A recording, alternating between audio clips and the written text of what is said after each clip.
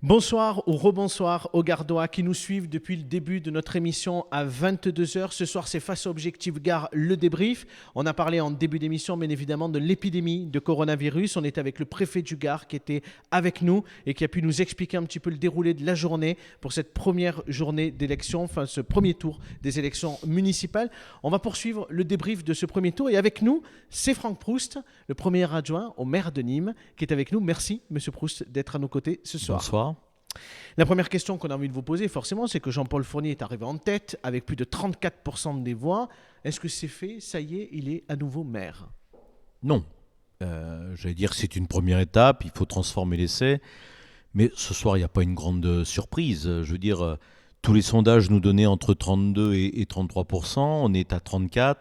La seule surprise, si tant est qu'il y en ait une, c'est le transfert de voix entre le Parti communiste et Daniel Richard. Et un léger effondrement du Front National, mais ceci étant, sinon, les candidats sont aux alentours de 15, Yvan Lachaud est à 15, vous l'aviez donné à 15. Voilà, je crois qu'il n'y a pas de surprise en soi, malgré effectivement ce taux de participation qui a été relativement faible compte tenu des circonstances. Un élément important, on le voit par exemple à Alès, Max Roustan est réélu dès le premier tour.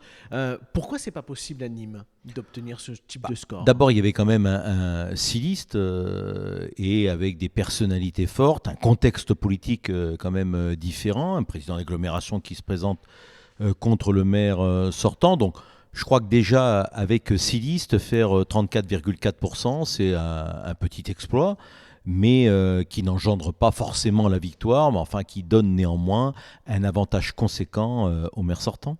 Qu'est-ce qui pourrait finalement faire perdre Jean-Paul Fournier au second tour, si d'aventure il y avait bien un second tour dimanche prochain? C'est quoi qui pourrait le faire perdre? Écoutez, en politique, tout est possible. Nous, des alliances dès peuvent demain, être possibles dans la semaine? oui, enfin bon, les alliances vont quand même être très complexes. Quand on connaît bien l'échiquier politique nîmois, demain, qui peut s'associer avec qui? Je ne suis pas sûr que quelqu'un vous donne une véritable réponse ce soir. Voilà, bon, je crois qu'il faut, nous, continuer notre programme. Effectivement, il y a un travail de fond qui va commencer dès demain matin. Et puis, on va suivre un peu l'actualité au jour le jour en fonction des décisions du gouvernement qui seront prises et nous nous adapterons. Même si Jean-Paul Fournier, donc on l'a dit, est arrivé en tête, vous avez un peu effleuré le sujet, mais je voudrais quand même qu'on y revienne. C'est quand même une surprise de voir Yvan Lachaud en seconde position. Il était plutôt attendu en quatrième position. Il est deuxième ce soir. Est-ce que finalement, la question qu'on pourrait se poser, c'est est-ce que les Nîmois n'envoient pas un peu un message sur le fait qu'ils aiment bien ce duo Fournier-Lachaud finalement? Parce que si on additionne les deux, ils auraient pu presque faire 50%. Hein. Oui, mais enfin, deuxième position, quand vous regardez les scores, il est deuxième, il aurait pu être quatrième, ça se joue à quelques voix près. Il y en a un qui est, enfin, si ma mémoire est bonne, à 15-7, 15-4, 14. C'est pas le classement. Yvan Lachaud était pointé à 15, il est à 15. La grande surprise, c'est le Parti communiste, qui d'ailleurs jusqu'au dernier bureau était en deuxième position, et puis l'effondrement de 4 à 5 points du Front National, qui était plutôt dans les sondages placé aux alentours de 20 et qui est aujourd'hui à 14,5. Voilà, c'est pas la position, le score. Oui. En fait, le score d'Yvan Lachaud est celui tel qu'il était prédit. C'est un classement qui est un peu... être modifié, mais enfin bon, j'allais dire que les trois qui nous suivent sont dans un mouchoir. Ça se joue à même pas 100 voix près. S'il n'y avait pas eu l'épidémie de coronavirus, s'il n'y avait pas eu cette abstention, est-ce que finalement les scores auraient été différents? Je pense qu'éventuellement le Front National aurait dû être à 3-4 points de supplémentaires. Bon, après, vous savez, c'est toujours difficile. Moi, je connais la capacité de l'électorat du Parti communiste à mobiliser. Je respecte quelque part. Vous savez, quand je vois des gens comme l'ancien maire Alain Clary continuer ce travail de militant comme il le fait, voilà.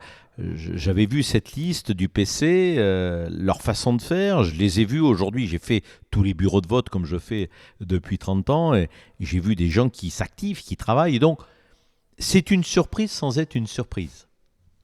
Un mot sur le parti Les Républicains, sur le département du Gard, puisque bien évidemment, donc à Nîmes, Jean-Paul Fournier, on l'a dit tout à l'heure, arrive en tête au soir de ce premier tour. Max Roustan est réélu à Alès dès le premier tour. Et je crois que vous avez d'autres candidats de l'étiquette Les Républicains qui aussi ont réalisé des scores tout à fait intéressants Oui.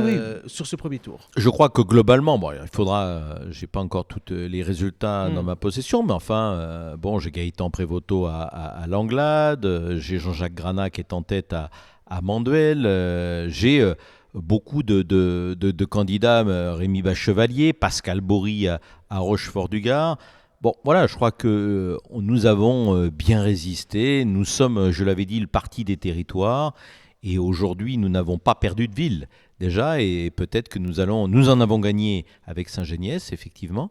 Mais on a d'autres communes sur lesquelles j'ai bon espoir. Cernac aussi, c'est un ami qui a gagné, le petit-fils de Michel Paulin. Enfin, voilà, on a quelques bonnes surprises comme ça, une nouvelle génération qui arrive. C'est ce que j'allais vous demander, parce que finalement, il y a un an, à travers les européennes, c'était extrêmement déceptif pour les Républicains. Est-ce que finalement, les municipales permettent un peu de se requinquer ? Est-ce que ça va être durable, ou est-ce que c'est vraiment parce que ce sont des élections locales ? Je crois que comme on l'a toujours dit, notre famille politique est véritablement ancrée dans les territoires. Derrière cette élection municipale aussi, c'est la majorité aux élections au Sénat qui se joue. Donc on connaît l'importance, c'est un travail de fond. Et on sait que c'est un peu notre ADN, la plus-value de la marque des Républicains, c'est d'être un parti des territoires. Après, on sait très bien qu'aux européennes, ça a été une surprise pour tout le monde. Voilà, ça a été un vote plutôt subjectif, irrationnel, instinctif, et qui ne reflétait pas le paysage politique en tant que tel.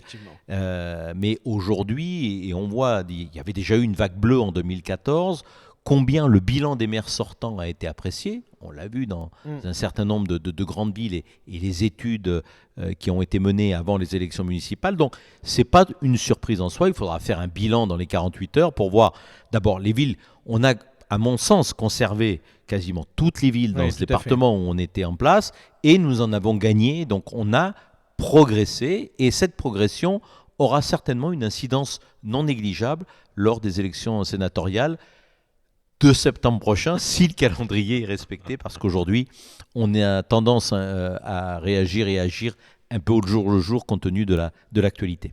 Merci beaucoup, Monsieur Proust. C'est moi qui vous remercie. Venu ce soir sur notre plateau.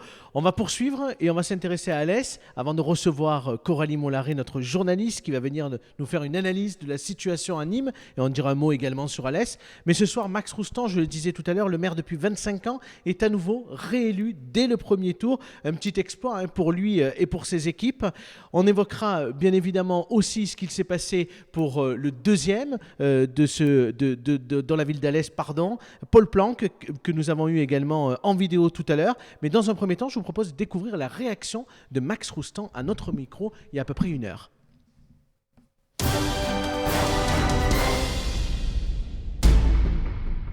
Un petit mot alors sur... Écoutez, une élection un peu particulière municipale se termine dans un contexte particulier, puisque la France est à l'arrêt. Et d'abord féliciter les courageux qui sont venus voter. Et merci à eux, parce que c'est grâce à eux qu'effectivement j'ai été élu. Merci aux Alésiens qui m'ont fait confiance et qui me refont confiance à une large majorité. Je crois que les fausses rumeurs, les faux semblants, Christophe Rivenc, etc., ont fait chou blanc et que les Alésiens continuent à nous faire confiance. Je crois que les projets que nous avons construits correspondent évidemment à ce qu'on a fait. Et il n'y avait pas d'ambiguïté entre ce qu'on a réalisé et ce qu'on va faire. Donc ils font tout simplement confiance et je les en remercie.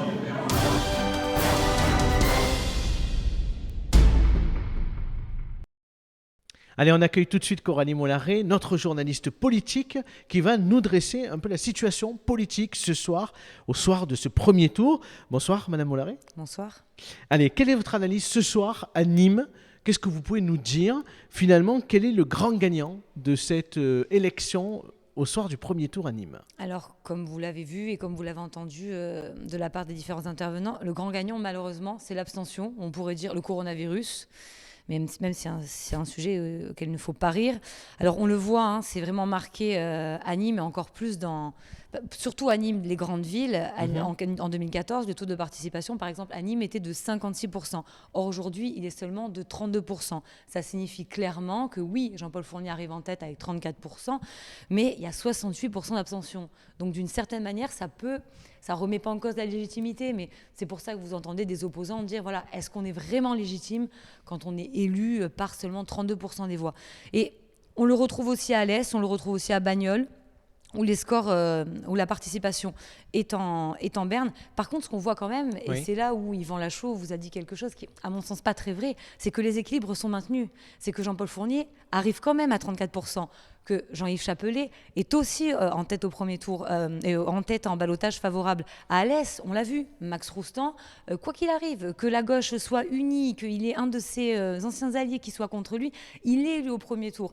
Alors, le coronavirus, finalement, a touché un peu tout le monde. Les gens ont eu peur, ils se sont dit on reste chez nous, mais on ne sait pas si vraiment ça changerait les équilibres. Et ce qu'on voit dans le scrutin nîmois, c'est que le jeu a l'air verrouillé. Quand vous avez un Yvan Lachaud qui a 15,7%, un Vincent Bouget qui a 15,6%, un Yoann G qui a 14,7%, quelle union, même avec un Daniel Richard qui a 12%, quelle union, qu'est-ce qu'ils peuvent faire pour essayer de battre Jean-Paul Fournier? Aujourd'hui, ça semble très, très compliqué. Qu'est-ce qui a pêché? Tout à l'heure, on entendait des candidats nous dire, par exemple, que les jeunes ne se sont pas déplacés aux urnes. Est-ce que vous pensez que ça a pu affecter, par exemple, le résultat de Daniel Richard? On sait, par exemple, que les jeunes sont plutôt attentifs aux questions autour de l'écologie. Est-ce que ça a pu jouer, à votre avis? Certainement. Après, savoir comment, on ne le sait pas. Ce qu'on peut savoir, c'est qu'un Vincent Bouget qui arrive en 3e position, Franck Proust vous l'a dit, ils ont fait jouer leur réseau. Ce sont des gens qui savent mobiliser. C'est aussi d'une certaine manière pour le peuple de gauche, la vraie gauche, parce que Daniel Richard, bon, il n'était pas implanté localement, même si c'était un nouveau candidat, et puis surtout son parcours d'ancien patron ne séduit pas la majorité de la gauche, malgré le conglomérat de partis qui pouvaient l'entourer.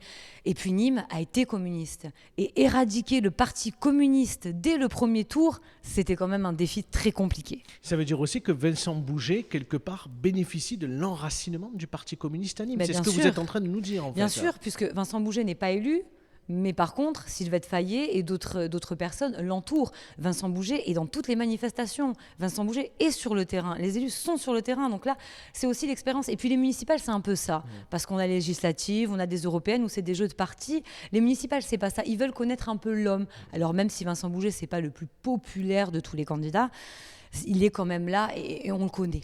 On dit un mot sur Alès. Max Roustan, qui fait encore le grand chelem. Il est inarrêtable. Comment on va faire? C'est en ce qu'on 2026, il sera encore là, peut-être. S'il a la santé, en tout cas, c'est sûr. Comme vous l'avez dit, avec plus de 56% des voix, il est élu au premier tour. Oui. Pourtant, la participation est de 33%. Elle était de 61% en 2014.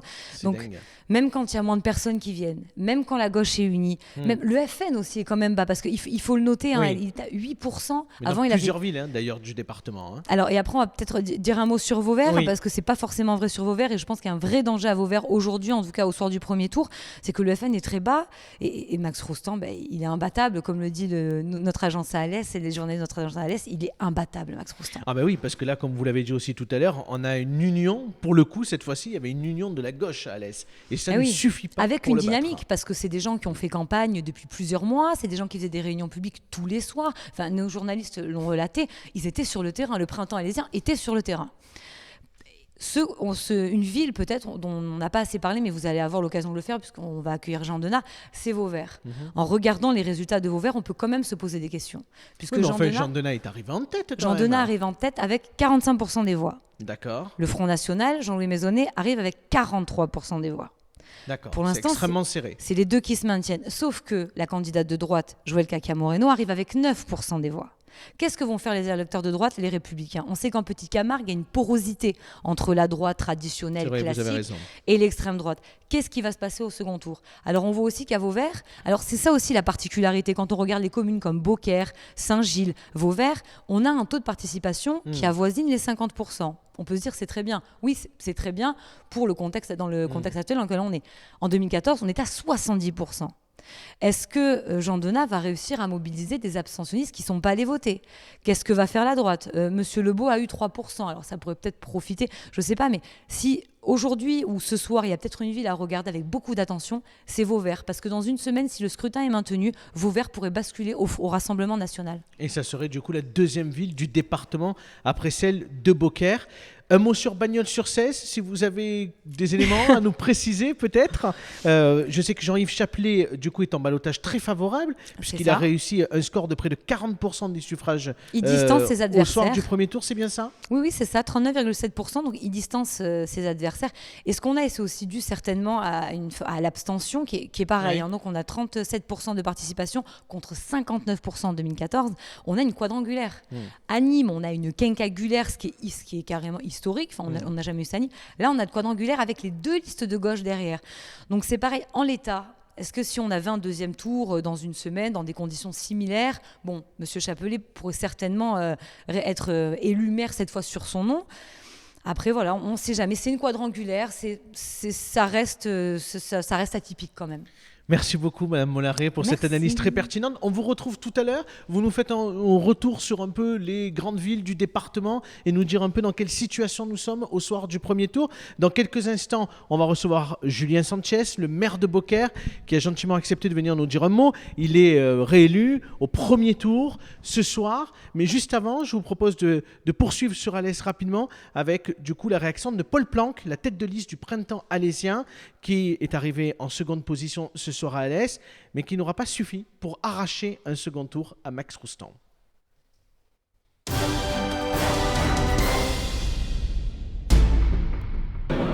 Bonsoir, tout d'abord, oui, c'est une déception parce que nous avions constitué une liste avec un ensemble de citoyens et des forces de gauche et écologistes sur Alès, et nous pensions bien pouvoir mettre en difficulté Max Roustan. Là, beaucoup de vents contraires ont été contre nous. Le printemps a peiné à éclore, mais nous ne doutons pas qu'en 2026, floraison. Aujourd'hui, les Alésiens ont voté pour Max Roustan. Demain, ils se réveilleront avec la gueule de bois parce qu'ils auront Christophe Rivenc à la tête de cette ville qui dirigera véritablement cette ville, et on aura une droite ultra-libérale qui va mener les destinées et de la ville et de l'agglo. Et nous saurons être à côté des Alésiens et au service des Alésiens pour s'opposer à toutes les mesures négatives qu'ils ne manqueront pas de prendre.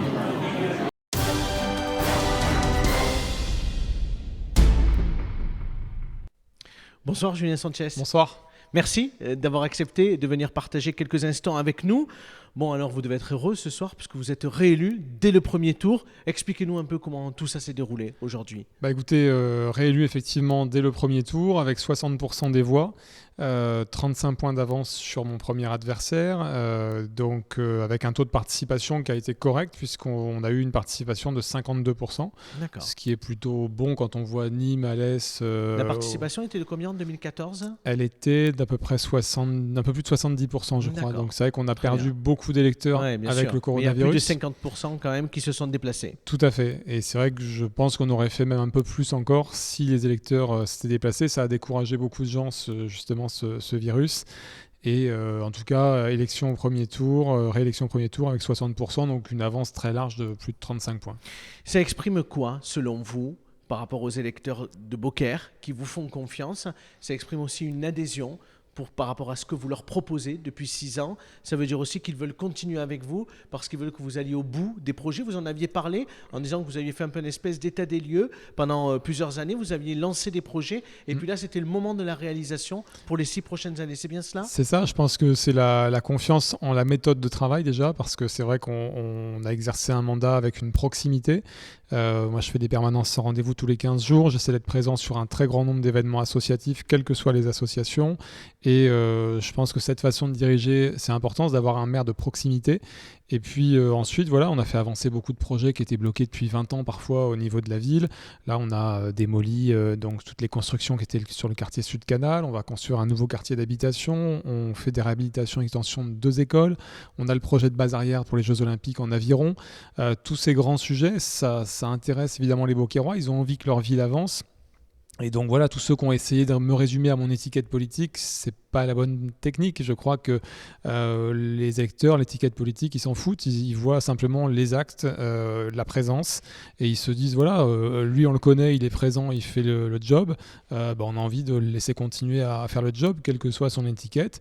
Et après, sur l'étiquette politique, c'est vrai qu'on a eu des bons résultats en matière de sécurité, une amélioration, baisse de la fiscalité aussi. Donc on a rempli nos promesses d'il y a 6 ans. Là, on en a fait d'autres. Et mon challenge, ça va être de remplir les promesses qu'on a fait cette fois-ci. Vous aviez pour cette élection plusieurs objectifs. Le premier, bien évidemment, et vous l'avez rempli puisque vous avez été réélu dès le premier tour. Le deuxième, c'était de vous emparer de la CCBTA. Ce soir, vous n'êtes pas forcément dans des conditions très favorables pour récupérer la CCBTA parce que Juan Martinez fait plutôt un bon score à Bellegarde. Tout à fait. Et puis aujourd'hui, dans les autres communes, on pense à celle de Valabrègue par exemple, il n'est pas certain que vous parveniez à avoir suffisamment de conseillers pour vous emparer de la présidence. Est-ce que vous le reconnaissez ce soir en disant que peut-être que ça sera compliqué? Ça va être compliqué à cause effectivement de la participation qui a été très faible dans cette élection. Donc c'est vrai que ça a complètement rebattu les cartes. Donc c'est vrai que M. Martinez a été élu au premier tour à Bellegarde. Ça n'était pas forcément prévu. Donc effectivement, ça va être compliqué, mais pas encore impossible. Il y a des élus d'opposition à Fourques, il y a des élus d'opposition à Bellegarde, des élus de droite. On va voir quel sera leur souhait. On verra aussi quels sont les souhaits de Juan Martinez et des autres maires de la communauté de communes. Est-ce qu'ils veulent qu'on s'entende tous et qu'on puisse travailler mieux que pendant ces 6 ans ou pas? Et par contre, pour le cas de Valabrègue, nous déposons plainte contre M. Jean-Marie Gilles, maire sortant de Valabrègue, qui méconnaît le code électoral et qui risque une condamnation très lourde. En fait, ce qui s'est passé, c'est que le maire de Valabrègue, sur son bulletin de vote, n'avait pas renseigné la nationalité d'un de ses colistiers. C'est une obligation. C'est un colistier de nationalité européenne. Il ne l'a pas fait. Ça invalide tous ses bulletins. C'est-à-dire que normalement, il a obtenu 0% des voix et M. Fuster 100%. Là, c'est la loi, c'est l'application du droit. M. Jean-Marie Gilles, président du bureau de vote, a refusé d'appliquer la loi. Il risque une condamnation pénale très lourde. Il le sait. Ça lui a été signalé avant les résultats. Donc nous déposons plainte contre lui immédiatement et nous demandons l'annulation de ses voix. Et M. Fuster doit être proclamé maire de Valabrègue avec 100% des voix. Un mot rapide, un peu de déception, je présume, à Nîmes, parce que Johan Gillet, aujourd'hui, arrive en 4e position. Comment on explique ce score à Nîmes? Encore une fois, on pourrait dire qu'à Vauvert, par contre, vous faites un bon score, même si vous arrivez derrière Jean Denat, mais vous êtes très proche du coup ce soir. Mais par contre, à Nîmes, c'est la vraie déception. Pourquoi ça n'a pas fonctionné avec M. Gillet? Je pense que le problème, il est plus large, c'est-à-dire que dans les grandes villes, plus généralement, l'histoire du coronavirus a vraiment empêché les électeurs d'aller voter. On le voit, je ne sais plus, on est à 30-35% de participation, c'est ridicule, c'est un taux de participation très bas. Donc je pense que beaucoup de nos électeurs, en voyant aussi les sondages avec Jean-Paul Fournier à 34, se sont dit qu'il n'y avait pas d'enjeu, ne sont pas allés voter. Bon, j'espère qu'au second tour, nos électeurs iront voter. Et dans une ville où on fait généralement 30% des voix, si nos électeurs vont voter, on peut faire un très bon résultat. Mais ça sera difficile de gagner, on peut le reconnaître dès ce soir. C'est pas dit. Encore une fois, ça dépend de qui va voter. Mais là, moi, ce que je reproche un peu à nos électeurs, aux électeurs du Rassemblement national, c'est de ne pas toujours se mobiliser. On l'a vu aux législatives. On aurait pu avoir beaucoup plus de députés si nos électeurs étaient allés voter. Ils ne vont pas voter. Donc, je leur dis, c'est pas sympa parce que nous, on se donne du mal tout le temps et pour faire avancer les choses. Et je peux vous dire que Johan Gillet est un bon candidat à Nîmes. C'est mon directeur de cabinet. C'est quelqu'un qui est compétent, qui connaît les dossiers. Et donc je dis aux Nîmois, ressaisissez-vous au second tour, allez lui donner sa chance parce que, encore une fois, c'est un maire qui serait jeune aussi pour Nîmes, ce serait une bonne chose, plutôt que d'avoir des maires de 75 ans. Alors j'ai rien contre les personnes de 75 ans, mais enfin je veux dire, c'est une ville étudiante, c'est une ville jeune, il faut des gens qui soient dynamiques. Merci beaucoup, M. Sanchez, d'être venu sur notre plateau ce soir. Je vous propose d'aller direction Vauvert, on en parlait à l'instant, Jean-Louis Maisonnet, du coup, et derrière Jean Denat qui lui fait la course en tête. On va regarder tout de suite une réaction de Jean-Louis Maisonnet à Vauvert et puis juste après, on reçoit Jean Denat, le maire sortant, en plateau. Je vous propose de découvrir tout de suite la réaction de Jean-Louis Maisonnet.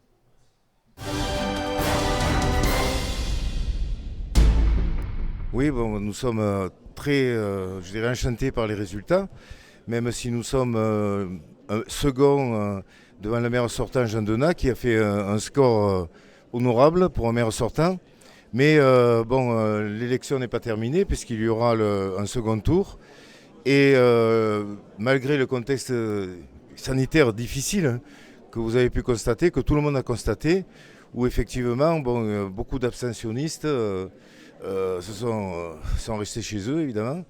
Donc nous comptons sur la bonne volonté des gens qui aujourd'hui veulent faire barrage à la politique socialiste, socialo-macroniste de M. Donat, de pouvoir nous rejoindre pour le deuxième tour et ne pas renouveler surtout cette expérience malheureuse de 2014 où nous avons perdu l'élection justement pour un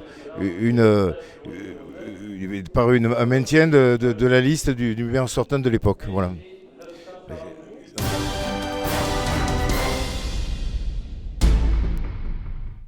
Bonsoir, Jean Donat. Merci d'être avec nous sur le plateau pour réagir aux élections de ce premier tour ce soir, des élections bien évidemment particulières qui sont liées à l'épidémie du coronavirus, avec un taux d'abstention record dans le département. Mais le premier mot qu'on a envie et la première question qu'on a envie de vous poser ce soir, c'est comment vous réagissez à votre résultat, puisque vous faites la course en tête au soir du premier tour à Vauvert. Voilà, écoutez, c'est vrai, nous faisons la course en tête, mais moi je voudrais d'abord effectivement parler de ce contexte particulier, donc ce risque sanitaire, des propos également tenus par les plus hautes autorités de l'État qui affolent les populations, et donc cette difficulté, un petit peu cette singularité d'organiser dans ce contexte-là une élection municipale, un premier tour. Ça a effectivement permis à un certain nombre de personnes de rester chez elles, hein, et nous pensons notamment que, pour ce qui nous concerne, que l'abstention a été assez forte dans nos rangs, dans les bureaux de vote des quartiers populaires, auprès d'un électorat qui, les jeunes familles, etc., qui est notre électorat à Vauvert, qui a préféré rester devant le poste de télévision, confiné à la maison, plutôt que de prendre le risque sanitaire de venir au bureau de vote. Alors, malgré cela, nous sommes en tête. Il y a eu une mobilisation, somme toute, si l'on regarde par rapport au département, qui est importante, puisqu'on est autour de 50% à Vauvert, pour un peu plus de 30% dans les villes. Mais donc il manque du monde dans les bureaux de vote. Alors nous sommes en tête, c'est ce qu'il faut retenir. La dynamique est avec nous. C'est une dynamique de rassemblement, parce que le projet que nous portons est un projet positif. On veut une ville qui soit attractive, qui bouge, on veut rassembler les Vauverdois. Et donc ce soir, moi je suis en mesure de dire à ceux qui n'ont pas voté pour nous au premier tour, mais qui ne seront pas présents au second, ceux qui ont voté Bruno Lebeau pour un candidat donc utopique, qui a rassemblé un faible pourcentage de votants, mais de gens qui croient à un avenir meilleur. Pour ceux qui, autour de Joël Kakia, ont osé Vauvert ensemble, c'est-à-dire qui ont une vision de la politique qui n'est pas clivante, donc qui rassemble et vient de se retrouver autour de nous, pour faire en sorte qu'on puisse donc, en prenant cet enrichissement que nous apporte cette diversité les uns les autres, les moyens de développer Vauvert autrement. Tout à l'heure, Mme Mollaret qui était avec nous, qui nous dressait un peu le portrait politique dans différentes villes et la situation au soir du premier tour, nous disait quand même qu'il y avait un véritable danger sur Vauvert, parce qu'il y a une forme de porosité aujourd'hui entre le Rassemblement national et la droite en Petite Camargue. Est-ce que ce soir, vous avez quand même peur que les choses se retournent contre vous au second tour? Non, nous n'avons pas peur du tout. Mais vous savez, le Front National est ancré depuis bien longtemps à Vauvert. Jean-Marie Le Pen était en tête donc, aux élections présidentielles il y a 20 ans. Donc ce n'est pas une surprise, il y a un ancrage fort. Moi j'ai presque envie de dire que c'est peut-être grâce à la politique que nous conduisons depuis des années que nous tenons et que nous sommes une digue, un rempart.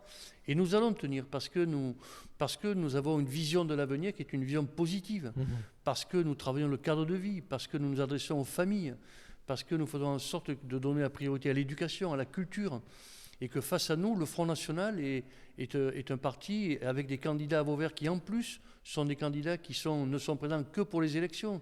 C'est-à-dire que lorsqu'ils ont un mandat, ne font rien. Il faut voir le vide sidéral de l'activité de Jean-Louis Maisonnet à la communauté de communes dont il était vice-président. Il faut voir l'inaction du conseiller départemental, donc Nicolas Maisonnet. Donc, ce sont des gens qui portent donc une vision qui est passéiste, défaitiste et qui ne travaillent pas. Donc, on n'a pas besoin de ce type d'élus en tout cas, force est de constater que malgré toutes les critiques qui ont été formulées contre vous, en particulier par le Rassemblement national, mais par d'autres mouvements ou d'autres partis sur le territoire de Vauvert, force est de constater que vous êtes arrivé en tête ce soir et qu'il y a donc une grande partie des Vauverdois qui font confiance au maire sortant. Est-ce que cette réalité aussi, elle est là ce soir et est-ce qu'elle va vous porter pour ce second tour? Bien sûr, cette réalité, elle s'impose. Et puis, moi, je suis le maire de tous les Vauverdois. Vous savez, quand je suis en fonction, je ne regarde pas si on a voté pour moi ou pas pour moi. D'abord, on ne le sait pas toujours, mais on pourrait y faire attention. Je suis un maire du quotidien.